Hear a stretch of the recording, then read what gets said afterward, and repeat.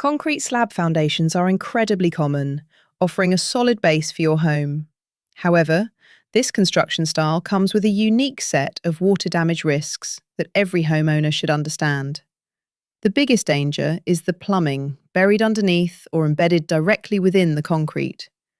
If one of these pipes corrodes or breaks, the water has nowhere to go but up, forcing its way directly into your living space.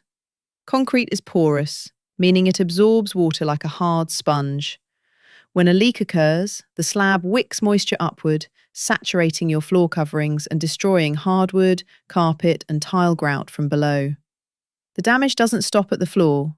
This wicked moisture travels up into the drywall and framing plates. Because the water rises from the bottom up inside the wall cavity, structural rot can occur long before you see a visible stain.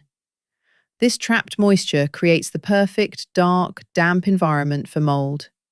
In slab homes, mold colonies often establish themselves behind baseboards and inside walls weeks before a leak is even detected by the homeowner.